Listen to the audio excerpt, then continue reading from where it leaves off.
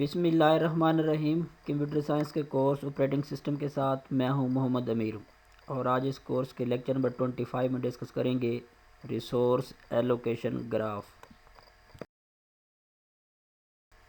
आज के topics contents में सबसे पहले introduction to resource allocation graph.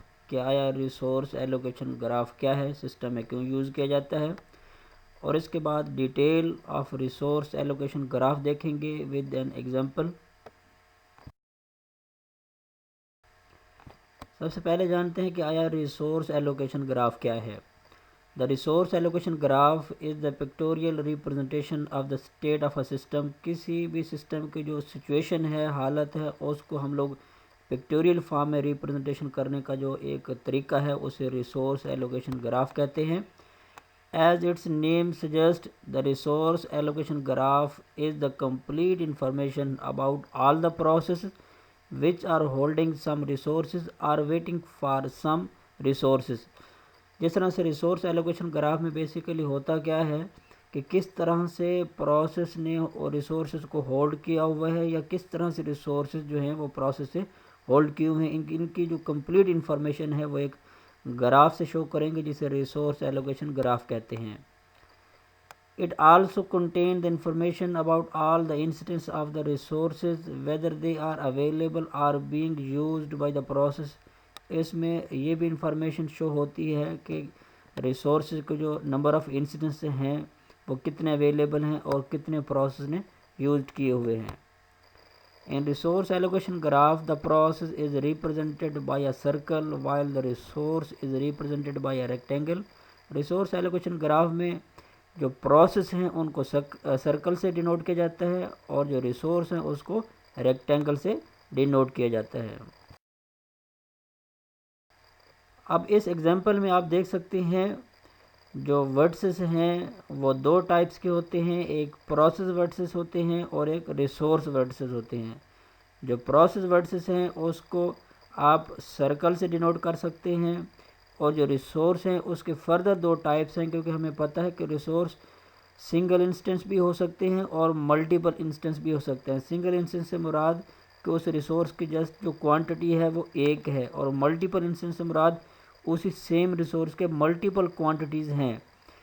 अब अगर सिंगल इंस्टेंस हो, फॉर एग्जांपल जिस तरह से सीपीयू एक रिसोर्स है उसको रेक्टेंगल, जिस तरह से एक रेक्टेंगल जो है वो उसे डिनोट करते हैं। अगर वो मल्टीपल इंस्टेंस हैं, फॉर एग्जांपल रजिस्टर्ड हैं, और वो तीन उसकी क्वांटिटी है, तो फिर आप तीन तरह के रेक्टेंगल हैं जिस तरह से ब्लैक कलर में आप देख सकते हैं उसको डिनोट किया जाता है। यानी वर्ड्स दो टाइप्स के हैं, एक को हम लोग प्रोसेस वर्ड्स कहते हैं और दूसरे को रिसोर्स। रिसोर्स के दो टाइप्स हैं, अगर सिंगल इंस्टेंस है तो फिर सिंगल रेक्टेंगल के साथ उसको डिनोट करेंगे, अगर मल्टीपल है तो फिर मल्टीपल छोटे छोटे डॉट्स जो कि रेक्टेंगल के हैं वो बनाएंगे। Vertices are mainly of two types, resource and process। each of them will be represented by a different shapes। इनकी different shapes होती है, जिस तरह अभी हमने डायग्राम में देखी है। Circle represents process while rectangle represents resource। अब जो रेक्टेंगल हैं वो रिसोर्स को, और जो सर्कल हैं वो प्रोसेस को रिप्रेजेंट करते हैं। A resource can have more than one instance। each instance will be represented by a dot inside the rectangle। अब रेक्टेंगल के अंदर अगर एक से ज़्यादा इंस्टेंस हैं तो फिर हम लोग उसको उससे हम लोग डिनोट करेंगे। अब जो एजेस देखते हैं, एजेस भी दो तरह की होती हैं, एक को असाइन एज कहते हैं, एक को रिक्वेस्ट एज कहते हैं। अब असाइन एज से क्या मुराद है और रिक्वेस्ट एज से क्या मुराद है।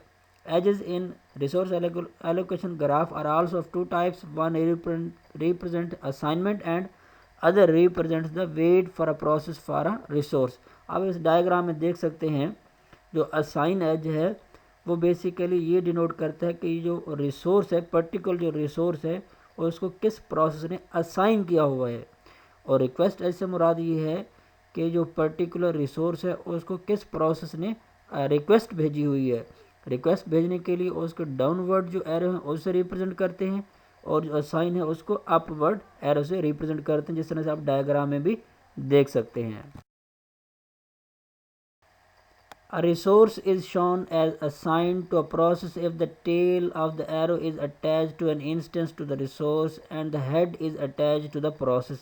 जिस तरह आप देख सकते हैं अगर जो हेड है वो अगर रिसोर्स है तो इसका मतलब है उसको रिक्वेस्ट कर रहा है। अगर रिसोर्स की जो टेल है और वो प्रोसेस ही है तो इसका मतलब है वो प्रोसेस जो है वो असाइन की हुई है किसी भी पर्टिकुलर रिसोर्स को।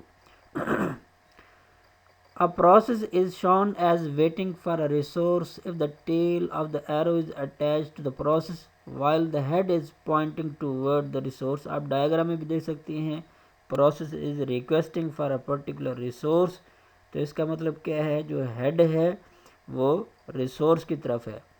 Resource is assign to the process, अगर जो रिसोर्स है उसको किसी प्रोसेस ने होल्ड किया हुआ है तो फिर उसकी जो टेल है वो बेसिकली प्रोसेस की तरफ होगी, जो कि डिनोट करती है कि फलां पर्टिकुलर जो प्रोसेस रिसोर्स है उसको फलां प्रोसेस ने जो है उसको होल्ड किया हुआ है। अब आप एग्जांपल से हम लोग इसको जो है वो डिटेल से देखते हैं। Let's consider 3 process P1, P2 and P3 and 2 types of resource R1 and R2।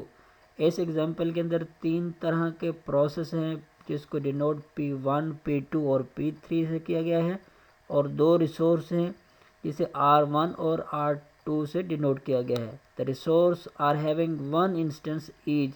अब रिसोर्स जो है वो मल्टीपल इंस्टेंस के नहीं है, हर एक रिसोर्स का जस्ट सिंगल ही इंस्टेंस है।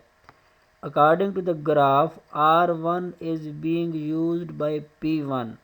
अब इस डायग्राम में देखें कि R1 को किसने असाइन किया हुआ है, P1 ने असाइन किया हुआ है, क्योंकि जो एरो है वो रिसोर्स टू प्रोसेस की तरफ है, तो इसका मतलब है R1 को P1 ने असाइन किया हुआ है। P2 इज होल्डिंग R2, और जो P2 है उसको जो है R2 ने आज मतलब यूँ कह सकते हैं कि P2 ने होल्ड किया हुआ है R2 को, एंड वेटिंग फॉर R1। और फर्दर देखें P2 रिक्वेस्ट भी कर रहा है R1 के लिए, तो इसका मतलब है P2 फर्दर वेट भी कर रहा है R1 के लिए। P3 is waiting for R1। आप इस डायग्राम में देख सकते हैं कि P3 जो है वो भी वेट कर रहा है R1 के लिए एज वेल एज R2, और वो रिक्वेस्ट R2 को भी कर रहा है। The graph is deadlock free since no cycle is being formed in the graph. इस ग्राफ के अंदर कोई साइकिल नहीं है, तो इसका मतलब है इस डायग्राम के अंदर कोई डेडलॉक अकरेंस नहीं है। सिंपली आप देख सकते हैं कि R1 को P1 ने होल्ड किया हुआ है और R2 को P2 ने होल्ड किया हुआ है, बट ये दो रिसोर्सेज ऑलरेडी P1 और P2 के यूज़ में हैं, होल्ड किए हुए हैं। बट मीन वाइल P2 जो है वो रिक्वेस्ट कर रहा है R1 को, और P3 जो है वो फर्दर भी रिक्वेस्ट कर रहा है R1 को और R2 को। इस सिनेरियो में साइक्लिंग जो है वो अकरेंस नहीं हुई, बट किस तरह से कौन से प्रोसेस ने किस रिसोर्स को एलोकेट किया हुआ है, ये एक पिक्टोरियल फॉर्म में देख सकते हैं। इसे रिसोर्स एलोकेशन ग्राफ कहते हैं कि किस रिसोर्स को किस प्रोसेस ने एलोकेट किया हुआ है। अब इसमें ये होगा कि अगर किसी भी प्रोसेस की जो रिक्वेस्ट है वो पूरी होती है तो फिर एक एक करके सब जो प्रोसेस हैं वो अपनी एग्जीक्यूशन कंप्लीट कर लेंगे, तो किसी भी सिनेरियो में यहाँ डेडलॉक अकरेंस नहीं। उम्मीद करता हूँ आपको आज का लेक्चर समझ आया होगा। मिलते हैं नेक्स्ट वीडियो में, तब तक के लिए अल्लाह हाफिज़।